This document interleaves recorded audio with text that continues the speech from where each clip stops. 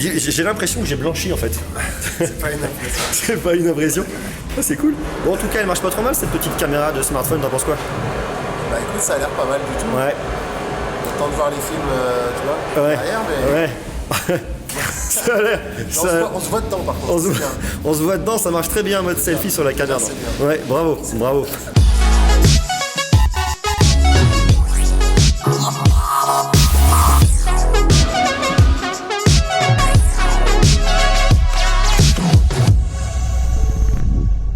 Il y a quelques temps, je vous ai parlé du Redmi Note 5. Je ne sais pas si vous vous en souvenez, c'est un smartphone qui a vraiment cartonné et qui a vraiment eu un très grand succès, un smartphone de Xiaomi.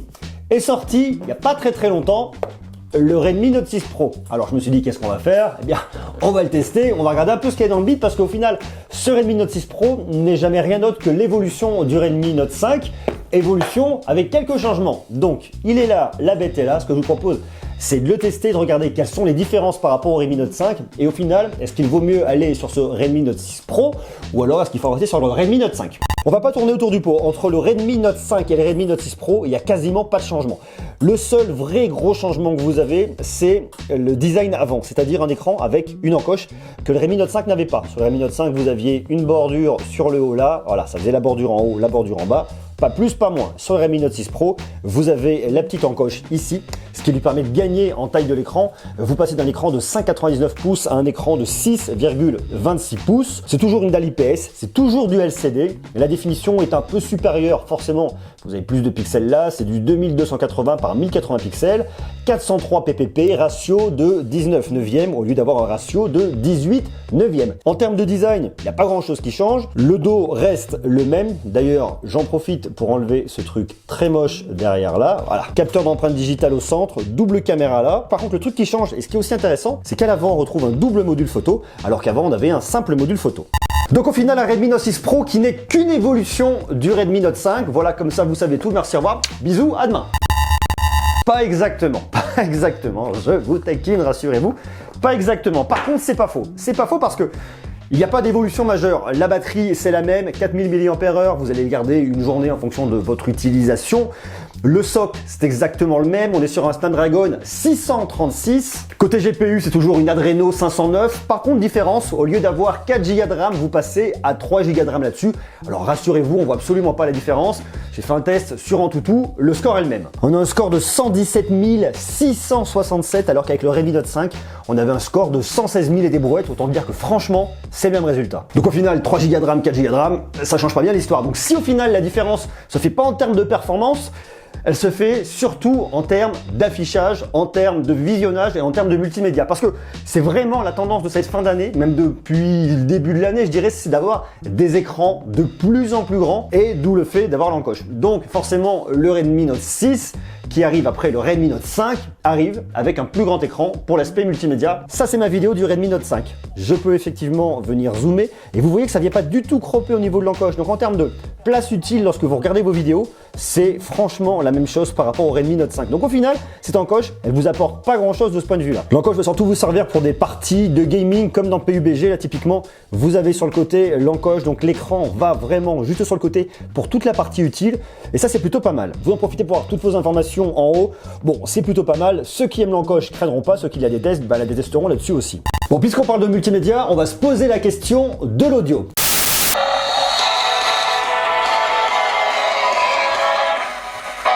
Vous avez un haut-parleur qui se situe juste là. Il y a du son, c'est assez appréciable. Là-dessus, ce qui est plutôt cool aussi, c'est qu'il y a une prise jack. Donc forcément, pour l'audio, on va tester et on va regarder si le rendu est cool, oui ou non.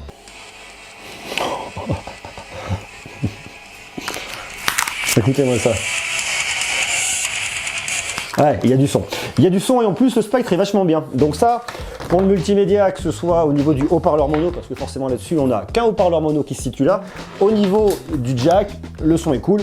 En termes de caméra, il y a du changement et pas du changement. À l'arrière, vous avez une 12 mégapixels plus une 5 mégapixels qui marche très bien. L'ouverture est la même, c'est f1.9. Ça fonctionne en faible luminosité, c'est pas non plus complètement dingue. Par contre, là où c'est tout nouveau, à l'avant, une caméra de 12 mégapixels plus 2 mégapixels, alors qu'avant vous aviez une 13 mégapixels. Donc c'est plutôt pas mal. L'idée pour les selfies, c'est d'avoir un effet bokeh, un mode portrait, et ça c'est plutôt pas mal, et de l'avoir surtout du point de vue vraiment matériel et pas que logiciel. Moi, ce que j'adore là-dessus, c'est la fonction redresser. C'est-à-dire que votre photo, vous la prenez, vous mettez un petit peu de travers, bah lui va le reconnaître et il va vous redresser votre photo.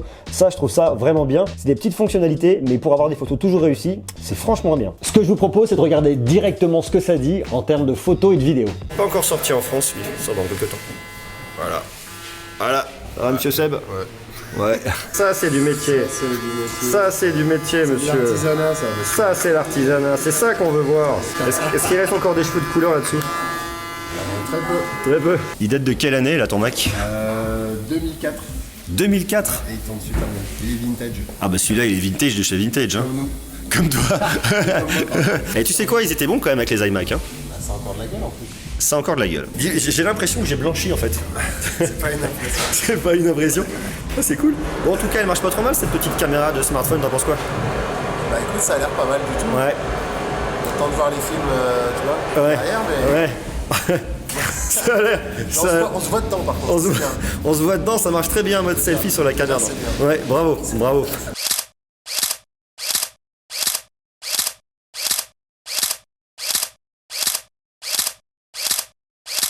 Autre changement par rapport au Redmi Note 5, vous avez du Bluetooth 5.0 au lieu d'avoir du Bluetooth 4.2. Ça change pas franchement la face du monde, mais ça marche plutôt bien.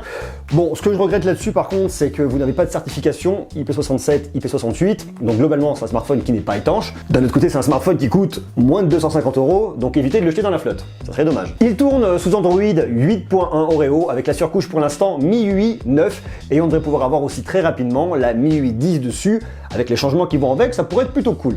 Ce produit-là est dispo en version globale. S'il vous intéresse, je vous invite à aller faire un petit tour chez mon partenaire Geekmall. Je vous ai mis le lien en bas dans la description. Vous pouvez y aller. Garantie européenne. Enfin, vous êtes vraiment tranquille là-dessus. C'est une version globale, donc un smartphone en français.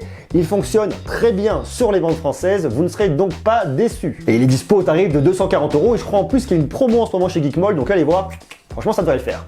Pas de grande révolution au niveau du successeur du Redmi Note 5, le Redmi Note 6 Pro fonctionne bien. Fonctionne très très bien, c'est vraiment une mise à jour, c'est une évolution. Alors c'est assez bizarre d'avoir cette mise à jour dans la même année parce que le Redmi Note 5 est arrivé en début d'année. Là, on arrive directement avec un Redmi Note 6 Pro en octobre 2018. Bon, pourquoi pas? De toute façon, pourquoi pas? Ce Redmi Note 5 était vraiment déjà très intéressant. Je pense que le fait que le Redmi Note 6 Pro arrive, ça va faire baisser les prix du Redmi Note 5 qui est aussi un excellent smartphone.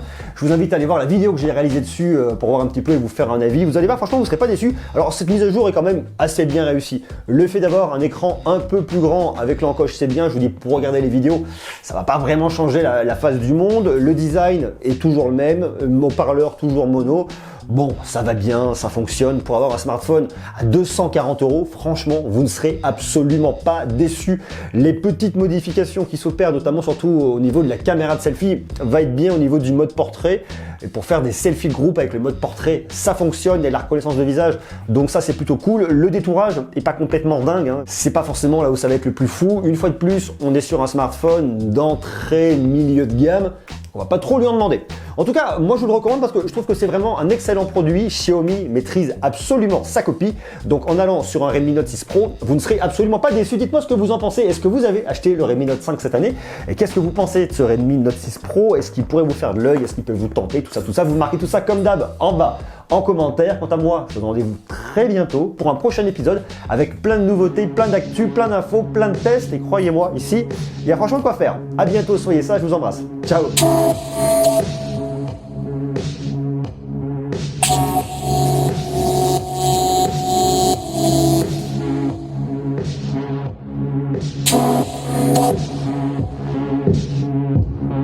Yeah.